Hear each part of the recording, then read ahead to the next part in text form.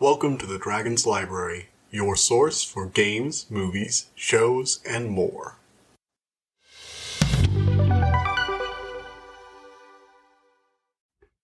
Hello everybody, welcome back to the Dragon's Library. Today is a special bonus episode to help make up for the fact that I was out a week sick. And today we are talking about a new Netflix show called Archive 81. This is a really interesting show for me. First up, it is the first adaptation of a podcast I've ever heard of. So yeah, Archive 81 was originally a podcast series. Apparently it had 4 seasons. And Netflix decided to adapt it, which is just really fascinating on like multiple different levels. It's sort of a horror found footage series that documents a plot that stretches across 3 different timelines, or 3 different time periods, all kind of converging into overall stories. The plot will like jump around a bit. The main premise reminded me a bit of the Magnus Archives in that it's about this guy who's, going through old recordings of some supernatural event that took place mysteriously, hired to do so, and as he learns more about doing it, as he goes through the tapes and, restores them, he realizes there's a bigger plot going on, and that something supernatural is starting to go on in the background. The tapes are acting weird. He's starting to see things. And a horror plot unfolds. Meanwhile, the tapes themselves document a mysterious disappearance of someone called Melody Pendris, who went missing after a fire burned down a building, along with multiple other residents who were never found. And her documentation of her going to live at this new apartment complex to document its history, because she believes her mom might have lived there and her mom abandoned her at birth. And it slowly unfolds into a larger conspiracy involving demonic monsters from other realms and a cult that may have existed in up to as many as 3 different time periods. It might still exist today. And that they keep trying to resurrect the same demon. Things always go badly when they do. The past plot, like, not the really back in the first era of the cult, was just like this 1960s thing, which was a little weird. And the second iteration, reminds me a lot of Rosemary's Baby in the tone, like as Melody's going through this place and everyone's kind of just like, there's nothing wrong here. Don't worry, dear. You just need to stay here with us. And they're all trying to use her for something strange with the ritual. And then meanwhile, Daniel Dan Turner is being constantly told that, being constantly called by the guy who hired him and brought him out to this, isolated facility in the middle of nowhere surrounded by a fence with no Wi-Fi and no cell signal except in this one small spot in the forest. He's like, do you need help? Do I need to send a mental health, services to you? Because he's constantly worried because apparently the last person who wanted to record these tapes and restore them went insane. So it has like that very feeling of Rosemary's Baby of everyone around you is constantly trying to keep you here, and his only connection to the outside world is this one friend who he manages to stay in contact with. It's all very the horror antagonist is trying to like gaslight the hero kind of thing, and I found it really engaging. Especially since you don't know how much of it is real and how much of it is him actually going insane. Which is like, that's always a big question for us. Like, is he actually seeing these things, or is there a supernatural force driving him mad? All in all, it's a very interesting show that uses its found footage horror style very well.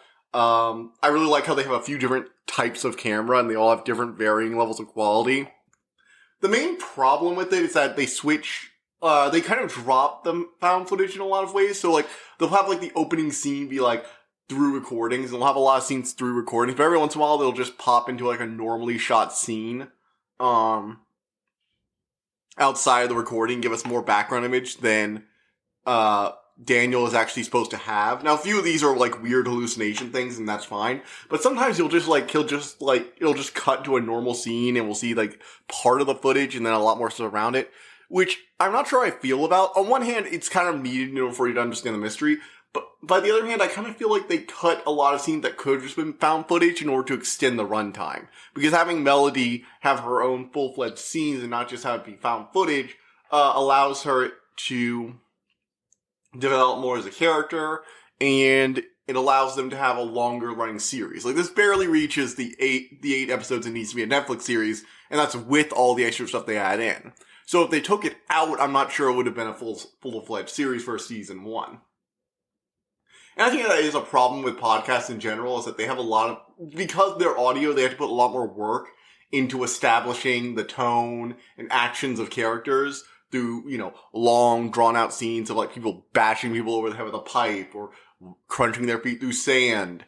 And those scenes don't really drag out as long for a full-fledged series. Plus, podcast episodes, at least for the Magnus Archive, I haven't watched Archive 81, listened to Archive 81, but they tend to be only around, 20 minutes, whereas these tend to be, 40 minutes.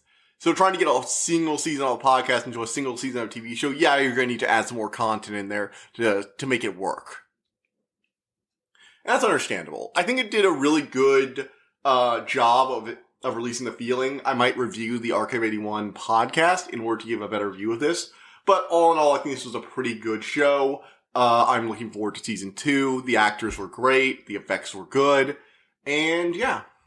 So I'm going to be getting into the spoiler in a bit, but I would give this a 8 out of 10. It's a good show. Check it out. Worth seeing. Alright, and now let's get into the mystery. So, the main thing is we have Daniel Dan Turner, who is this film restorer. He's asked by this creepy guy. He gets this weird job at work at the library to restore this strange tape of Melody Pendris. He looks her up and realizes she disappeared. Tries to ask what it's about, but turns out it was some sort of blind interview for a job offer.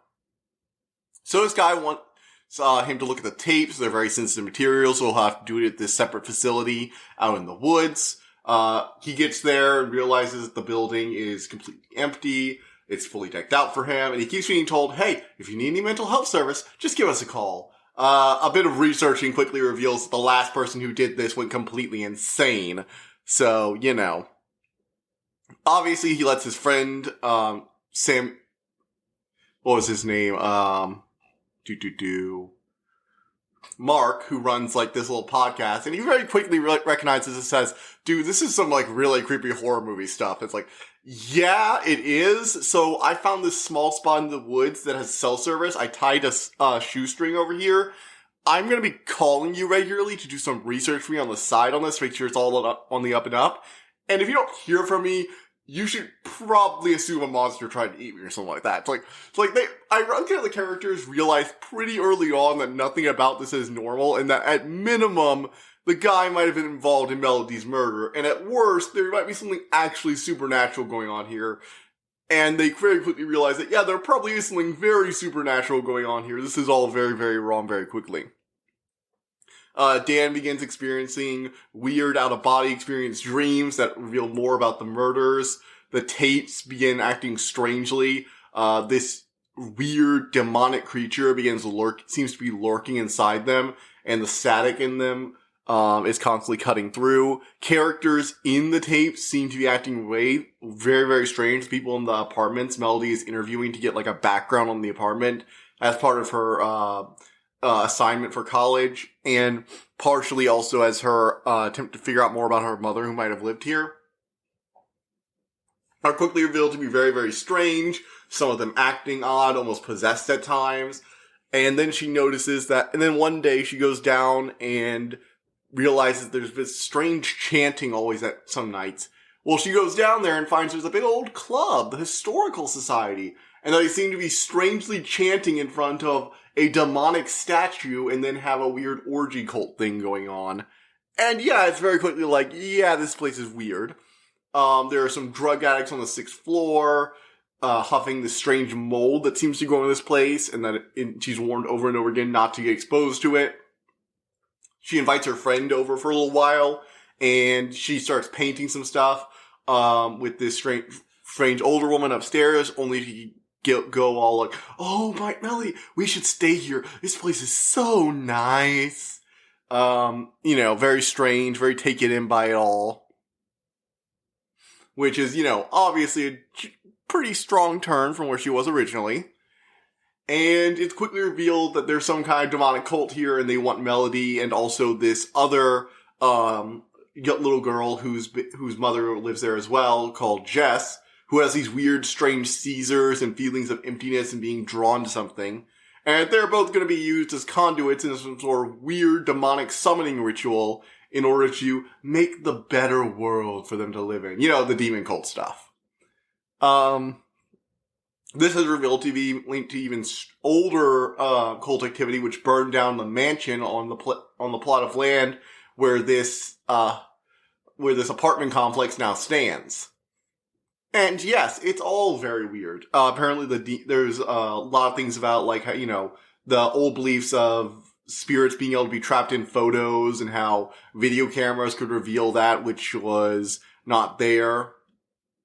Eventually, it's revealed that long, long time ago, a group of mystics sealed away a demon at the cost of their own magical abilities. But their bloodline has the ability to open the door between those worlds. So an old cult had lured one of those mystics' descendants to their compound. The mystic realized what they were trying to do and tried to steal the book, but died. They used a bit of her blood to try and summon the demon, but it went horribly wrong. Their head member got taken into the other world, and the entire mansion burned down. Years later, those who were related to those who started the cult tried again in the hotel. They attempted to use Melody and Jess. Jess was supposed to be the conduit for it.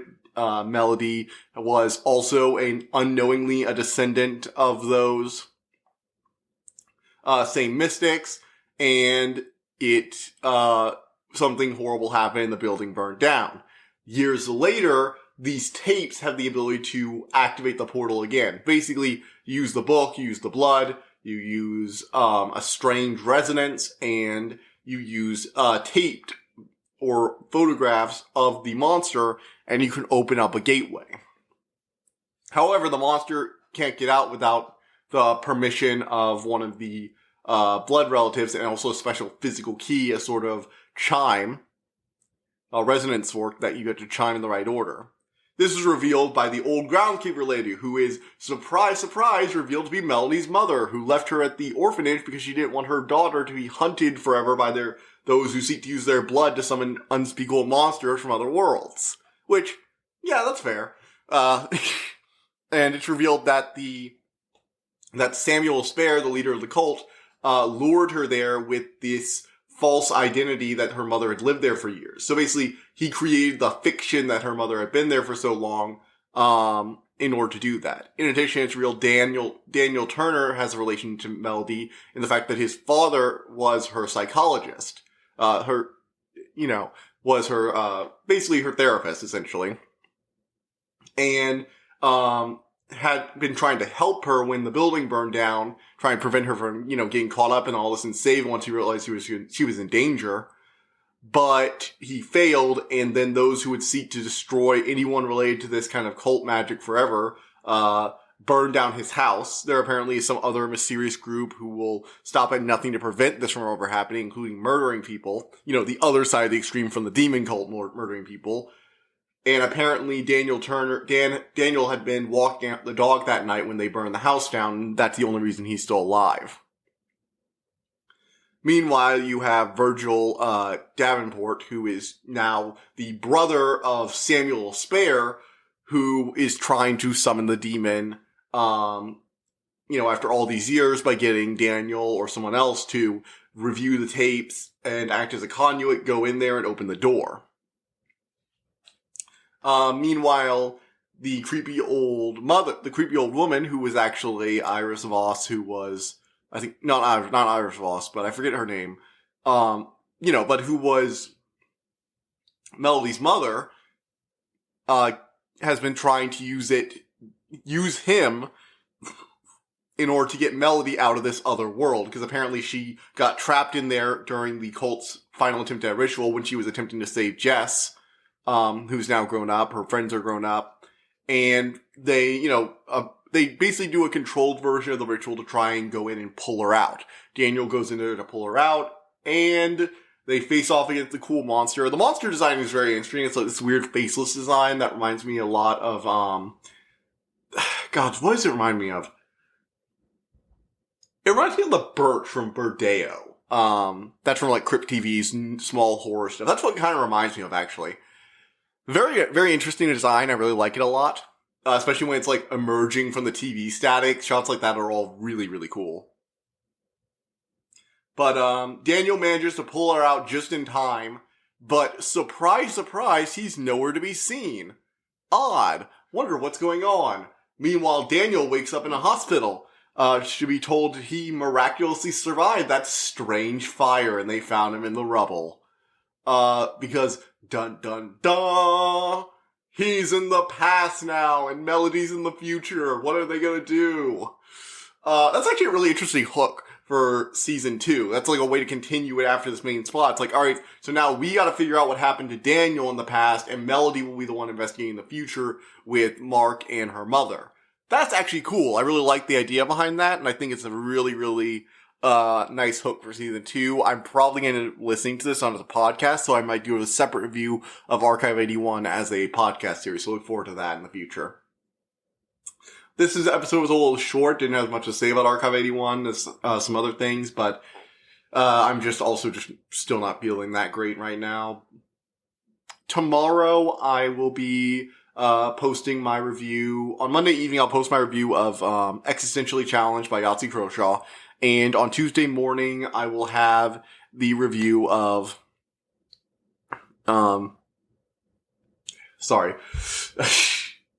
the Scream movie, because I'm going to go see that on Monday evening as well, going up. So look forward to both of those in the future. See you guys next time. Bye. I hope you enjoyed listening to this episode, and thank you for listening to The Dragon's Library. Please subscribe to this podcast to be notified of new episodes.